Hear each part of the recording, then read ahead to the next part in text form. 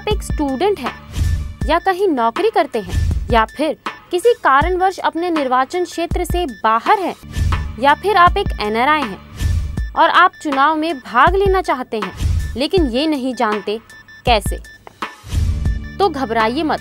हम आपको बताते हैं कि कैसे आप चुनाव में भाग ले सकते हैं और आप कैसे एक पंजीकृत मतदाता बन सकते हैं।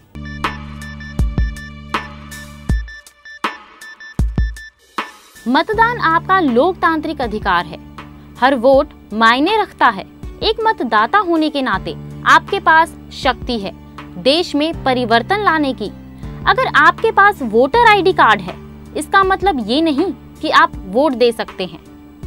किसी भी चुनाव में भाग लेने के लिए आपका मतदाता के तौर पे पंजीकृत होना अनिवार्य है।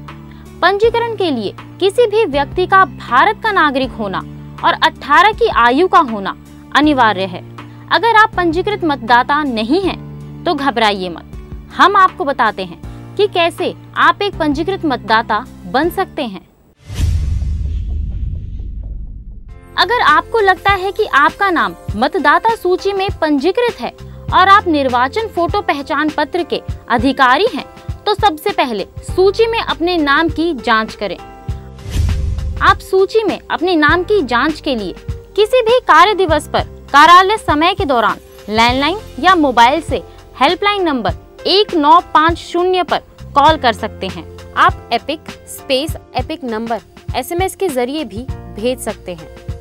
आप वेस्ट बंगाल के लिए SMS 9433633333 पर भेज सकते हैं। आप दिल्ली के लिए 9211728082 पर भेज सकते हैं।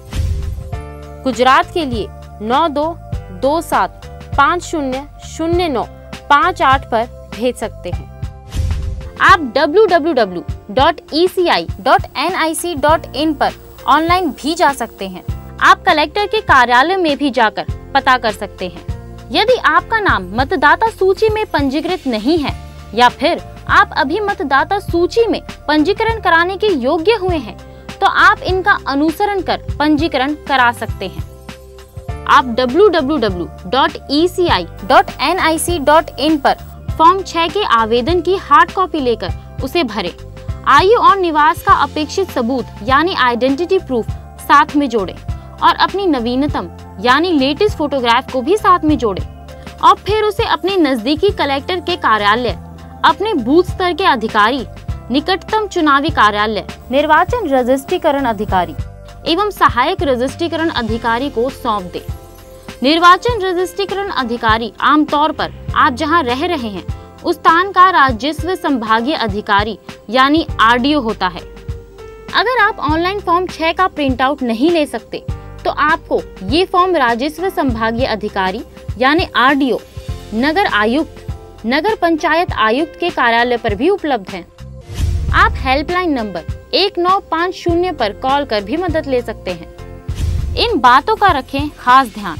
फोटो मतदाता पर्ची जो आपको अपने निवास स्थान पर मिलेगी, उस पर अपने बूथ लेवल के अधिकारी का संपर्क यानी कॉन्टैक्ट डिटेल्स को जरूर जांच लें। मतदाता सूची में पंजीकरण के आवेदन की रसीद लेना ना भूलें।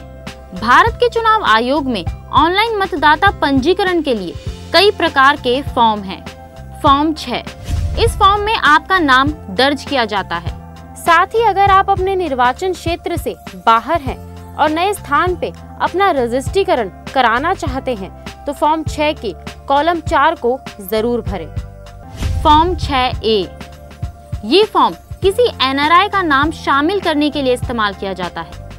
फॉर्म 8, ये फॉर्म उन लोगों के लिए है जिनका नाम मतदाता सूची में पंजीकृत हो चुका है, लेकिन वो कुछ जानकारियां बदलवाना चाहते हैं, जैसे कि नाम, पता, उम्र आदि।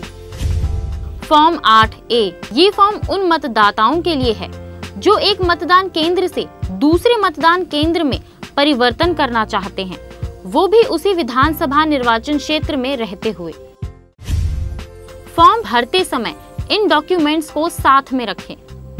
2 पासपोर्ट साइज फोटोग्राफ, निवास प्रमाण के लिए राशन कार्ड की फोटोस्टेट या फिर बिजली बिल की photostat, as proof, school passing certificate.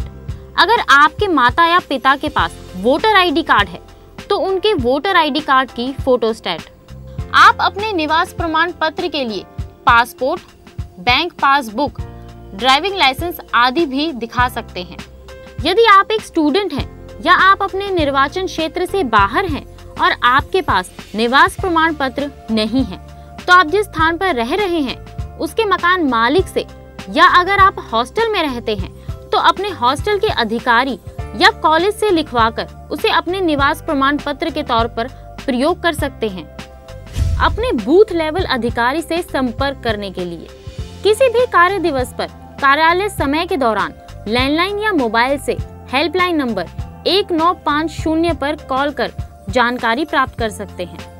अपने क्षेत्र के बूथ लेवल अधिकारी, जिला स्तर अधिकारी, राज्य स्तर अधिकारी के पते या फोन नंबर के लिए आप eci-citizensservices.nic.in/officer-contact/ पर भी जा सकते हैं, या फोटो मतदाता पर्ची पर बूथ लेवल के अधिकारी का जो नंबर आपको दिया गया है उस पर आप कॉल कर सकते हैं।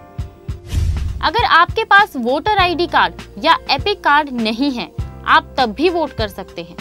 अगर आपका नाम मतदाता सूची में मौजूद है तो आप वोट कर सकते हैं।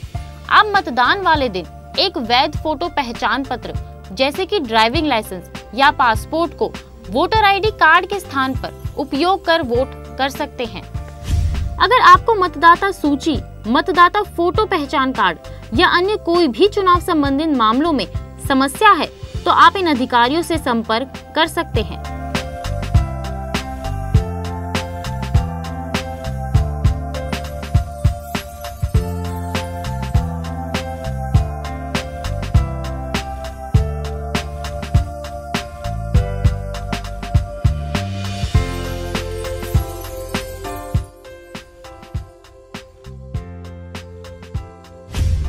अब आप एक पंजीकृत मतदाता हैं।